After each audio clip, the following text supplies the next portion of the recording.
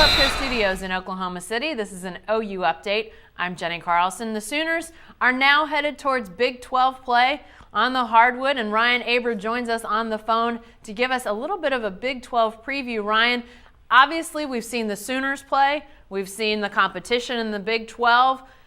Lots of good teams out there. What do you see as the lay of the land in the Big 12 as the Sooners step into this part of their season?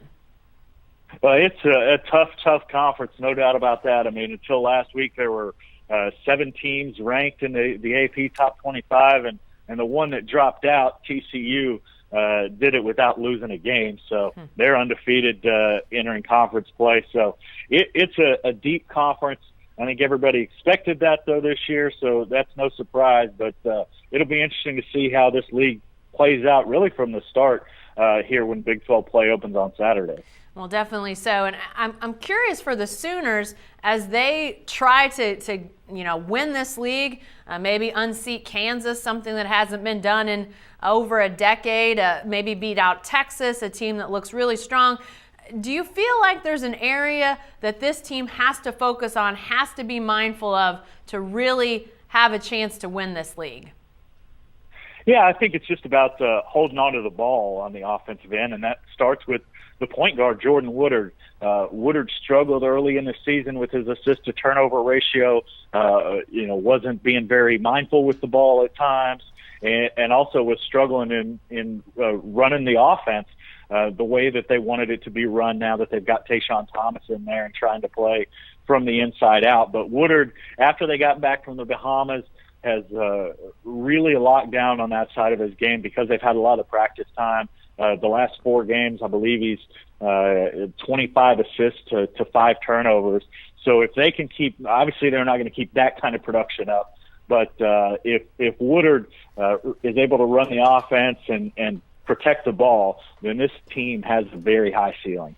You know, you mentioned Tayshaun Thomas, Ryan, and I mean, obviously he's a new face in the Big 12, somebody that Big 12 teams are going to have to contend with. But a lot of these other Sooners are returners. They're faces that the Big 12 knows well. But I'm kind of curious, with Thomas's arrival, is there anybody that Big 12 teams are going to say, hey, we know that guy, but maybe his game has been changed because of Thomas's arrival? Yeah, I think Buddy Hield is that guy now. His game has changed a little bit, not necessarily because of Thomas's arrival. They wanted him to be more aggressive in getting to the bucket and try to do some different things offensively anyway, even had Thomas not been eligible. But Buddy Hield's game has taken a big turn. There's no doubt about that. With Thomas, with the way that they're playing inside out, Buddy Hield doesn't have to carry the load offensively the way he did the last 2 years. They've had some other guys who've been able to step up and be more consistent on offense, like Ryan Spangler, and that's really taken a lot of the pressure off Hield. Now, Hield is going to get his points. He's going to get his three-pointers, but he doesn't have to feel like he has to carry the load night in and night out. Like last year, really it was up to Buddy Hield and Cam Clark if OU was going to be successful. This year, there's really probably 4 or even 5 guys. Obviously, Woodard has been capable of having those big games as well. That can carry the load on any given night. Is there an X factor on this team, Ryan? I mean, like we've talked, there are several known commodities, several guys that you sort of know what to expect. But is there a guy that you see as an X factor in this Big 12 run?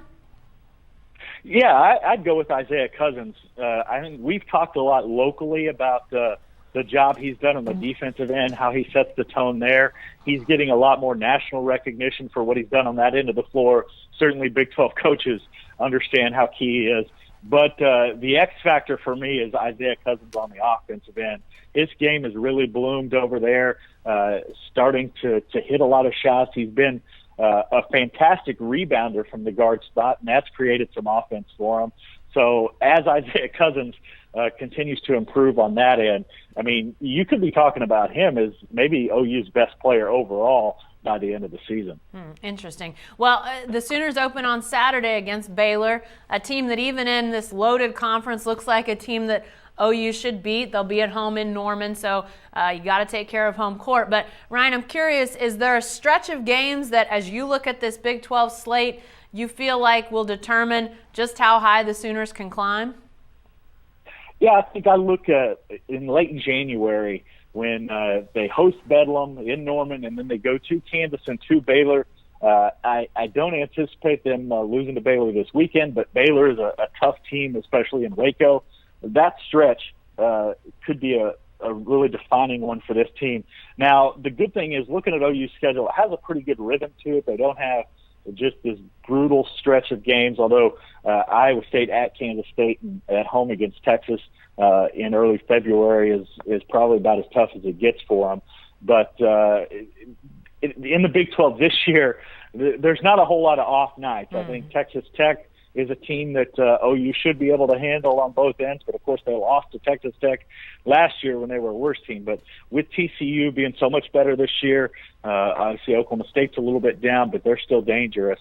So there's not a whole lot of chances to catch your breath in the Big 12 this season. Maybe the tough and defining stretch for the Sooners, and everyone else is from start to finish a Big 12 play. We'll see how it gets started on Saturday against Baylor. And be sure to stay with the best coverage team anywhere at newsok.com and every day in the Oklahoman.